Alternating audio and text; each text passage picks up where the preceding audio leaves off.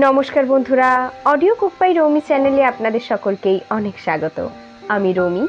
আমি ধারাবাহিকভাবে আপনাদেরকে পড়ে শোনাচ্ছি বঙ্কিমচন্দ্র চট্টোপাধ্যায়ের কালজয়ী উপন্যাস আনন্দমঠ। আজ পড়ব এর ষষ্ঠ পর্ব। আসুন তবে সময় নষ্ট না করে সরাসরি চলে যাই আনন্দমঠ উপন্যাসটির ষষ্ঠ পর্বে। সেই রজনীতে হরিধ্বনিতে সেই প্রদেশভূমি পরিপূর্ণ হইল। সন্তানেরা দলে দলে যেখানে সেখানে উচ্চস্বরে কেহ বন্দে মাতরম, কেহ জয় জগদীশ হরে বলিয়া গাইয়া বেড়াইতে লাগিল। কেহ শত্রুসেনার অস্ত্র কেহ বস্ত্র অপহরণ করিতে লাগিল। কেহ মাতৃদেহের মুখে পদাঘাত, কেহ অন্য প্রকার উপদ্রব করিতে লাগিল। কেহ গ্রামাভিমুখে কেহ নগরাভিমুখে ধাবমান হইল। পথিক বা গৃহস্থকে ধরিয়া বলিল, বল বন্দে মাতরম, নইলে মেয়ে মারিয়া ফেলিব। কেহ দোকান লুঠিয়া খেল, কেহ গোয়ালার বাড়ি গিয়া হাঁড়ি পাড়িয়া দধিতে চুমুক মারিল। কেহ বলে, আমরা ব্রজগোপ আসিয়াছি, গোপিনী কই। সেই এক রাত্রের মধ্যে গ্রামে গ্রামে নগরে নগরে মহা কোলাহল পড়িয়া গেল। সকলে বলিল, মুসলমান পরাঘৃত হইয়াছে, দেশ আবার হিন্দুদের হইয়াছে। সকলে একবার মুক্ত কণ্ঠে হরি হরি বলো। গ্রাম্য লোকেরা মুসলমান দেখিলেই তাড়াইয়া মারিতে যায়। কেহ কেহ সেই রাত্রে দলবদ্ধ হইয়া মুসলমান দিগের পাড়ায় গিয়া তাহাদের ঘরে আগুন দিয়া সর্বস্ব লুঠিয়া লইতে লাগিল। অনেক যবন নিহত হইল। অনেক মুসলমান দাড়ি ফেলিয়া গায়ে মৃত্তিকা মাখিয়া হরিনাম করিতে আরম্ভ করিল। জিজ্ঞাসা করিলে বলিতে লাগিল, মুই হিন্দু। দলে দলে ত্রস্ত মুসলমানেরা নগরাভিমুখে ধাবিত হইল। চারিদিকে রাজপুরুষেরা ছুটিল। অবশিষ্ট সিপাহী সুসজ্জিত হইয়া নগরার্থে শ্রেণীবদ্ধ হইল। নগরের গড়ের ঘাটে ঘাটে প্রকোষ্ঠ সকলে রক্ষকবর্গ সশস্ত্রে অতি সাবধানে দ্বার রক্ষায় নিযুক্ত হইল। সমস্ত লোক সমস্ত রাত্রি জাগরণ করিয়া কি হয় চিন্তা করিতে লাগিল। হিন্দুরা বলিতে লাগিল, আসুক সন্ন্যাসীরা আসুক, মা দুর্গা করুন হিন্দুর অদৃশ্যে সেই দিন আসুক। মুসলমানেরা বলিতে লাগিল, আল্লাহ আকবর, ইনহা রোজের পর কোরআন শরীফ বেবাক কি ঝুট হলো। মোরা যে 5 ওয়াক্ত নামাজ করি, তাই এই তেলক কাটা হিন্দু দল ফতে করতে লাগলো। দুনিয়া কি সবই ফাঁকি। এই রূপে কেহ ক্রন্দন কেহ হাস্য করিয়া সকলেই ঘরতর আগ্রহের সহিত রাত্রি কাটাইতে লাগিল। এ সকল কথা কল্যাণীর কানে গেল। আবার বৃদ্ধ বনিতা কাহারও অবদিত ছিল না। কল্যাণী মনে মনে বলল, জয় জগদীশ্বর, আজ তোমার কার্য সিদ্ধ হইয়াছে। আজ আমি স্বামী দর্শনে যাত্রা করিব। হে মধুসূদন, আজ আমার সহায় হও। গভীর রাত্রে কল্যাণী শয্যা ত্যাগ করিয়া উঠিয়া এক খিড়কির দ্বার খুলিয়া এদিক ওদিক চাহিয়া কাহাকেও কোথাও না দেখিয়া ধীরে ধীরে নিঃশব্দে গৌরী দেবীর পুরী হইতে রাজপথে নিষ্ক্রান্ত হইল। মনে মনে ইষ্ট দেবতা স্মরণ করিয়া বলিল, দেখো ঠাকুর, আজ যেন পদচিহ্নে তার সাক্ষাৎ পাই। কল্যাণী নগরের ঘাটিতে আসিয়া উপস্থিত। পাহারাওয়ালা বলিল, কে যায়? কল্যাণী ভীত স্বরে বলিল, আমি স্ত্রীরোগ। পাহারাওয়ালা বলিল, যাবার হুকুম নাই। কথা দফাদারের কানে গেল। দফাদার বলিল, বাহিরে যাইবার নির্দেশ নাই, ভিতরে আসিবাই নিষেধ। শুনিয়া পাহারাওয়ালা কল্যাণীকে বলিল, যাও মাই, যাবার মানা নেই, লেকিন আজকা রাত মে বড় আফত। ক্যা জানে মাই তোমার কি হবে? তুমি কি ডাকাতের হাতে গিরবে, কি খানায় পড়িয়া মরবে জানো? সে তো হাম কিছুই জানে না। আজকা রাত মাই তুমি বাহার না যাবে মাই। কল্যাণী বলিল, বাবা, আমি ভিখারিনী, আমার এক কড়া কদ্দর্প নাই, আমায় ডাকাত কি বলিয়া লইবে? পাহারাওয়ালা বলিল, বয়স আছে মা, বয়স আছে। দুনিয়া মে ওহি তো জহরাত হ্যায়, বলকে হামি দেখতে হতে পারে। কল্যাণী দেখিল বড় বিপদ। কিছু কথা না কহিয়া ধীরে ধীরে ঘাটি এড়াইয়া চলিয়া গেল। পাহারাওয়ালা দেখিল মাই রসিকতাটা বুঝিল না। তখন মনের দুঃখে গাঁজার দম মারিয়া চুপ করিয়া বসিয়া রইল। কল্যাণী চলিয়া গেল। সে রাত্রে পথে দলে দলে পথিক, কেহ মার মার শব্দ করিতেছে, কেহ পালা পালা করিতেছে, কেহ কান্দিতেছে, কেহ হাসিতেছে, যে যাহাকে দেখিতেছে সেই তাহাকে ধরিতে যাইতেছে। কল্যাণী অতিশয় কষ্টে পড়িল। পথ মনে নাই, কাহাকে জিজ্ঞাসা করিবে তারও জো নাই, সকলেই রণোন্মুখ। কেবল লুকাইয়া লুকিয়া অন্ধকারে পথ চলিতে হইতেছে। লুকাইয়া লুকাইয়া যাইতেও একদল অতি উদ্ধত উন্মত্ত বিদ্রোহীর হাতে সে পড়িয়া গেল। তাহারা ঘোর চিৎকার করিয়া তাহাকে ধরিতে আসিল। কল্যাণী তখন ঊর্ধ্বশ্বাসে পলায়ন করিয়া জঙ্গল মধ্যে প্রবেশ করিল। সেখানেও সঙ্গে সঙ্গে দুইজন দস্যু তাহার পশ্চাতে ধাবিত হইল। একজন গিয়া তাহার অঞ্চল ধরিয়া বলিল, তবে চাঁদ। সেই সময় আরেকজন অকস্মাৎ আসিয়া সেই অত্যাচারী পুরুষকে এক ঘা লাঠি মারিল। সে আহিত হইয়া পিছু হাঁটিয়া গেল। এই ব্যক্তি সন্ন্যাসীর বেশ, কৃষ্ণাজিনে বক্ষ আবৃত, বয়স অতি অল্প। সে কল্যাণীকে বলিল, তুমি ভয় করিও না, আমার সঙ্গে আইসো। কোথায় যাইবে? কল্যাণী, পদচিহ্নে। আগন্তুক বিস্মিত ও চমকাইয়া বলিল, সে কি পদচিহ্নে? এই বলিয়া আগন্তুক কল্যাণীর দুই স্কন্ধে হস্ত স্থাপন করিয়া মুখপানে সেই অন্ধকারে অতি যত্নের সহিত নিরীক্ষণ করিতে লাগিল। কল্যাণী অকস্মাৎ পুরুষ স্পর্শে রোমাঞ্চিত, ভীত, ক্ষুব্ধ, বিস্মিত ও সুপ্লাবিত হইল। এমন সাধ্য নাই যে পলায়ন করে, ভীতি বিহ্বল হইয়া গিয়াছিল তার। আগন্তুকের নিরীক্ষণ শেষ হইলে সে বলিল, হরি মুরারি, চিনেছি যে, তুমি যে পোড়ামুখী কল্যাণী। কল্যাণী ভীতা হইয়া জিজ্ঞাসা করিল, আপনি কে? আগন্তুক বলিল, আমি তোমার দাসানুদাস হে সুন্দরী। আমার প্রতি প্রসন্ন হও। কল্যাণী অত দ্রুত বেগে সেখান হইতে সরিয়া গিয়া তর্জন গর্জন করিয়া বলিল, এই অপমান করিবার জন্যই কি আপনি আমাকে রক্ষা করিলেন? দেখিতেছি ব্রহ্মচারীর বেশ, ব্রহ্মচারীর কি এই ধর্ম? আমি আজ নিঃসহায়, নহিলে তোমার মুখে আমি নাথি মারিতাম। ব্রহ্মচারী বলিল, হাই স্মিত বদনে, আমি বহু দিবস বোধি তোমার এই বর রূপুর স্পর্শ কামনা করিতেছি। এই বলিয়া ব্রহ্মচারী দ্রুত বেগে ধাবমান হইয়া কল্যাণীকা ধরিয়া গাঢ় আলিঙ্গন করিল। তখন কল্যাণী খিলখিল করিয়া হাসিয়া বলিল, হ্যাঁ, ও আমার পোড়া কপাল, আগে তো বলতে হয় ভাই, আমারও ওই দশা। শান্তি বলিল, ভাই, মহেন্দ্রর খোঁজেই চলিয়াছি যে। কল্যাণী বলিল, তুমি কে? তুমি যে সব জানোই দেখছি। শান্তি তখন বলিল, আমি ব্রহ্মচারী, সন্তান সেনার অধিনায়ক, ঘোরতর বীর পুরুষ, আমি সব জানি। আজ পথে সেপাহী ও সন্তানের যে দৌরাত্ম, তুমি আজ পদচিহ্নে যাইতেই পারিবে না। কল্যাণী তখন কাঁদিতে লাগিল। শান্তি চোখ ঘুরাইয়া বলিল, ভয় কি? আমরা নয়ন বাণে সহস্র সত্য বোধ করি, বলো। চলো চলো, পদচিহ্নে যাই। কল্যাণী এইরূপ বুদ্ধিমতী স্ত্রীলোকের সহায়তা পাইয়া যেন হাত বাড়াইয়া স্বর্গ পাইল। বলিল, তুমি যেখানে লইয়া যাইবে ভাই, আমি সেইখানেই যাইব। শান্তি তখন তাহাকে সঙ্গে করিয়া বন্য মধ্যে লইয়াই চলিল। যখন শান্তি আপন আশ্রম ত্যাগ করিয়া গভীর রাত্রে নগরাভিমুখে যাত্রা করে, তখন জীবানন্দ আশ্রমে উপস্থিত ছিলেন। শান্তি জীবানন্দকে বলিল, আমি নগরে চলিলাম, মহেন্দ্রের স্ত্রীকে লইয়া আসিব।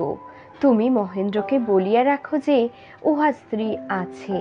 জীবানন্দ ভবানন্দের কাছেই কল্যাণীর জীবন রক্ষা বৃত্তান্ত সকলই অবগত হইয়াছিলেন এবং তাহার বর্তমান অবস্থানও সর্বস্থান বিচরণী শান্তির কাছে শুনিয়াছিলেন।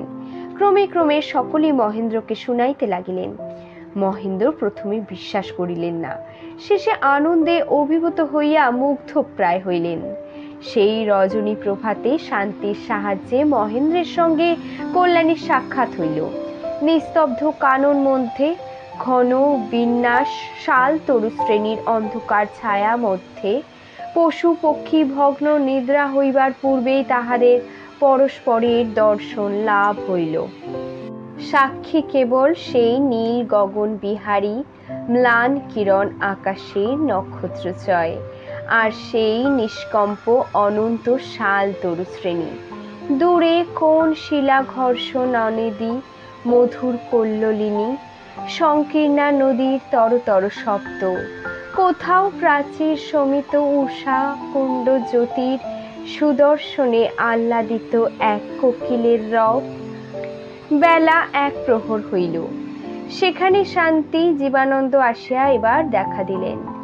সন্ন্যাসী কথা সকলের মনে আছে। কল্যাণী এবার শান্তিকে বলিল, আমরা আপনার কাছে বিনামূল্যেই বিকৃত। আমাদের কন্যাটির সন্ধান বলিয়া দিয়া এই উপকার সম্পূর্ণ করুন আপনারা। শান্তি জীবানন্দের মুখের প্রতি চাহিয়া বলিল, আমি ঘুমাইও, অষ্টপ্রহরের মধ্যে বসি নাই, 2 রাত্রি ঘুমাই নাই, আমি যাই পুরুষ। কল্যাণী ঈষৎ হাসিল। জীবানন্দ মহেন্দ্রের মুখ পানে চাহিয়া বলিল, সে ভার আমার উপর রহিল, আপনারা পদচিহ্নে গমন করুন, সেইখানেই আপনারা কন্যাকে পাইবেন। জীবানন্দ ভরুইপুরে নিমাইয়ের নিকট হইতে মেয়ে আনিয়া গেলেন। কাজটা বড় সহজ বোধ হইল না। তখন নিমাই প্রথমে ঘোর গিলিল কথাটি শুনিয়া, একবার এদিক ওদিক চাহিল, তারপর একবার তাক টোক নাট ফুলিল, তারপর সে কাঁদিয়া ফেলিল, তারপর বলিল, আমি মেয়ে দিব না। নিমাই গোল হাতখানি উল্টো পিঠে চোখ দিয়া ঘুরাইয়া ঘুরাইয়া চোখ মুছিল। এইবার জীবানন্দ বলিল, তা দিদি কাঁদো কেন? এমন দূরও তো নয়, তাদের বাড়ি তুমি না হয় গেলে, মাঝে মধ্যে দেখে এলে তাকে। নিমাই এবার ঠট ফুলাইয়া বলিল, তা তোমাদের মেয়ে, তোমরা নিয়ে যাও না কেন, আমার কি? নিমাই এই বলিয়া সুকুমারীকে আনিয়া রাগ করিয়া দুম করিয়া জীবানন্দের কাছে ফেলিয়া দিয়ে পা চড়াইয়া কাঁদিতে লাগিল। সুতরাং জীবানন্দ তখন আর কিছুই না বলিয়া এদিক ওদিকের বাজে কথা কহিতে লাগিলেন, কিন্তু নিমাইয়ের রাগ পড়িল না।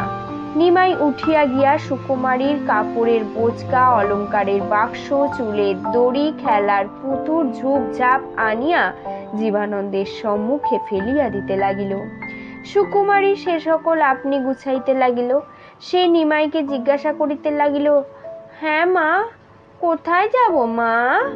নিমাইয়ের আর সহ্য হইল না। নিমাই তখন সুকুমারীকে কোলে লইয়া কাঁদিতে কাঁদিতে ভিতরে চলিয়া গেল। পদচিহ্নে নতুন দুর্গ মধ্যে আজ সুখে সমবেত মহেন্দ্র, কল্যাণী, জীবানন্দ, শান্তি, নিমাই, নিমাইয়ের স্বামী সুকুমারী, সকলে সুখে সম্মিলিত। শান্তি নবীনানন্দের বেশেই আসিয়াছিলেন। কল্যাণীকে যে রাত্রে আপন কুটিরে আনে সেই রাত্রে বারণ করেছিলেন যে নবীনানন্দ যে স্ত্রীলোক এ কথা কল্যাণী স্বামীর সাক্ষাতে প্রকাশ যেন না করেন। একদিন কল্যাণী তাহাকে অন্তঃপুরে ডাকিয়া পাঠাইলেন। নবীনানন্দ অন্তঃপুর মধ্যে প্রবেশ করিল। ভৃত্যগণ বারণ করিল, সে শুনিল না। শান্তি কল্যাণীর নিকট আসিয়া জিজ্ঞাসা করিল, ডাকিয়াছ কেন? কল্যাণী, পুরুষ সাজিয়া আর কতদিন থাকিবে? দেখা হয় না, কথাও কহিতে পাই না, আমার স্বামীর সাক্ষাতে তোমায় আবার প্রকাশও হইতে হইবে না। নবীনানন্দ বড় চিন্তিত হইয়া রহিলেন, অনেকক্ষণ কথাই কহিলেন না। শেষে বলিলেন, তাহাতে অনেক বিঘ্ন কল্যাণী, কেন প্রকাশ হইব? দুইজনে সেই কথাবার্তাই হইতে লাগিল। এদিকে যে ভৃত্যবর্গ নবীনানন্দের অন্তঃপুরে প্রবেশ নিষেধ করিয়াছিল, তাহারা গিয়ে মহেন্দ্রকে সংবাদ দিল যে নবীনানন্দ জোর করিয়া অন্তঃপুরে প্রবেশ করিল, নিষেধই মানিল না। কৌতূহলী হইয়া এবার মহেন্দ্র অন্তঃপুরে গেলেন। কল্যাণীর শয়ন ঘরে গিয়া দেখিলেন যে নবীনানন্দ গৃহ মধ্যে দাঁড়িয়ে আছে।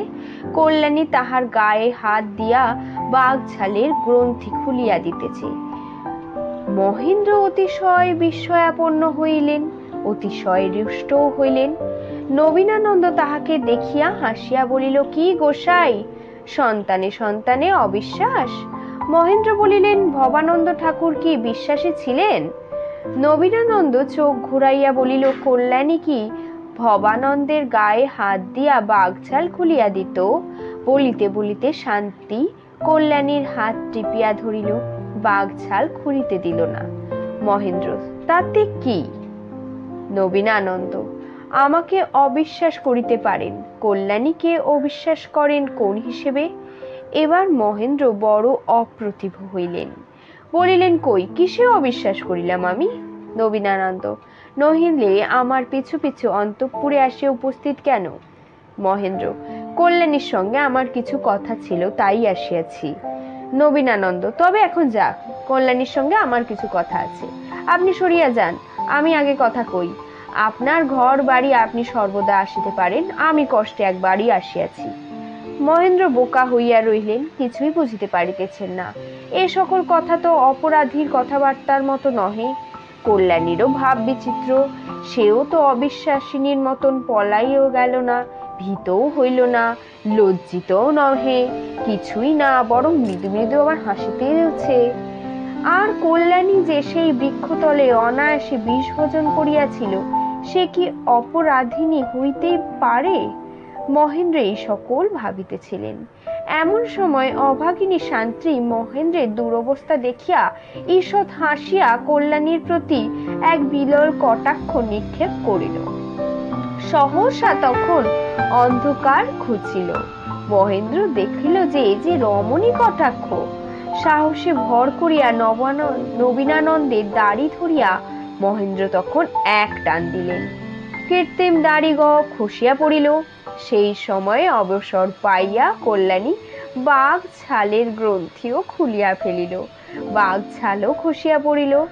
ধরা পড়িয়া শান্তি অবনত মুখেই দাঁড়িয়া রহিল। মহেন্দ্র তখন শান্তিকে জিজ্ঞাসা করিল, এ কি, তুমি কে?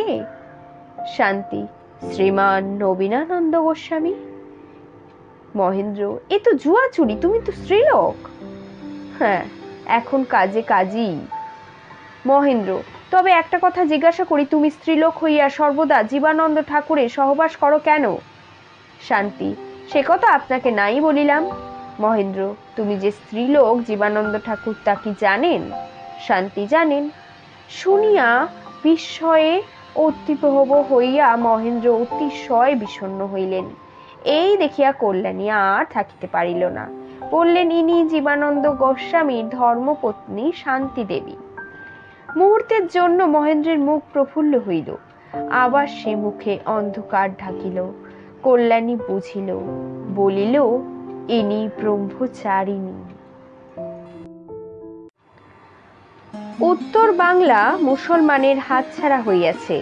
মুসলমান কেহই এ কথা মানেন না, মনকে চোখ ঠরেন, বলেন কতকগুলো লুঠেরা বড় দৌরাত্ম্য করিতেছে, শাসন করিতেছি দাঁড়াও। এই রূপ কত কাল যাইতো বলা যায় না, কিন্তু এই সময়ে ভগবানের নিয়োগে ওয়ারেন হেস্টিংস কলকাতায় জেনারেল হইলেন। ওয়ারেন হেস্টিংস মনকে চোখ ঠারিবার লোক নহে। তার সে বিদ্যা থাকিলে আজ ভারতে ব্রিটিশ সাম্রাজ্য কোথায় থাকিত। অগৌণ সন্তান শাসনার্থে মেজর এডওয়ার্ড নামা দ্বিতীয় সেনাপতি নতুন সেনা লইয়া উপস্থিত হইলেন। এডওয়ার্ডস দেখিলেন যে এ ইউরোপীয় যুদ্ধ নহে, শত্রুদিগের সেনা নাই, নগর নাই, রাজধানী নাই, দুর্গ নাই, অথচ সকলেই তাহাদের অধীন। সেদিন যেখানে ব্রিটিশ সেনার শিবির, সেই দিনের জন্য সে স্থান ব্রিটিশ সেনারই অধীন। তারপর দিন ব্রিটিশ সেনা চলিয়া গেলেই অমনি চারিদিকে বন্দে মাতরম গীত হইতে লাগিল।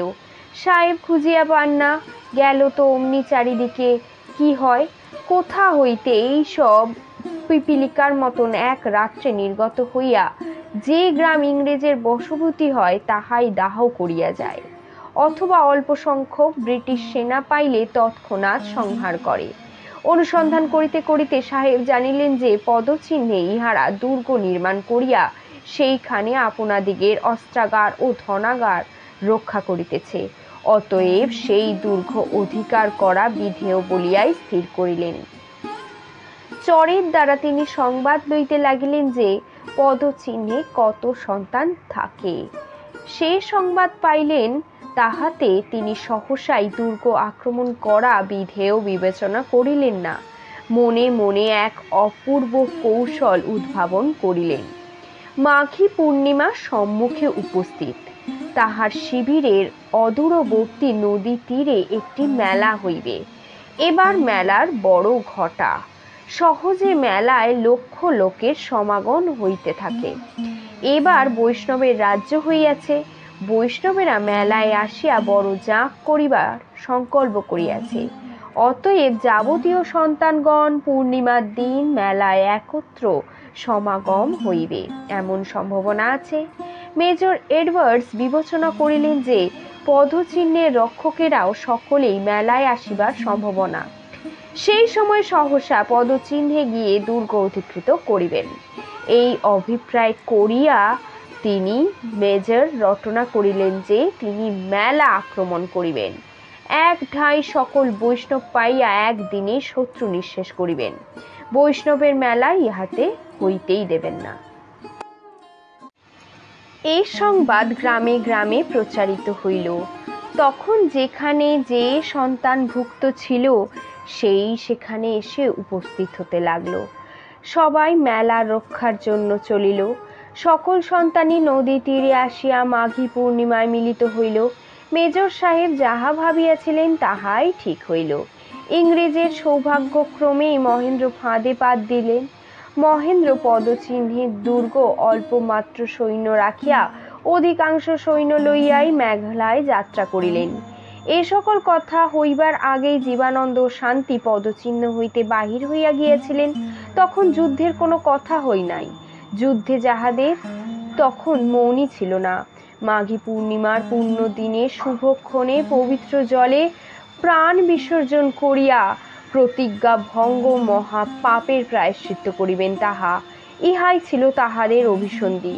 কিন্তু পথে যাইতে যাইতে তাহারা শুনিলেন যে মেলায় সমবেত সন্তানদিগের সঙ্গে ইংরেজ সৈন্যের মহাযুদ্ধ হইবে। তখন জীবানন্দ বলিলেন, তবে যুদ্ধেই মরিব, চলো। তাহারা শীঘ্র শীঘ্র চলিলেন। পথে স্থানে স্থানে এক টিলার উপর দিয়া গিয়াছে। টিলায় উঠিয়া বীর দম্পতি দেখিতে পাইলেন যে নিম্নে কিছু দূরে ইংরেজ শিবির। শান্তি বলিল, মরার কথা এখন থাক, বলো বন্দে মাতরম। শেষ হলো আজকের পর্ব, আনন্দমঠ উপন্যাসটির ৬ষ্ঠ পর্ব। খুব তাড়াতাড়ি আসছি পরের পর্বটি নিয়ে। আজ তবে চলি, টাটা।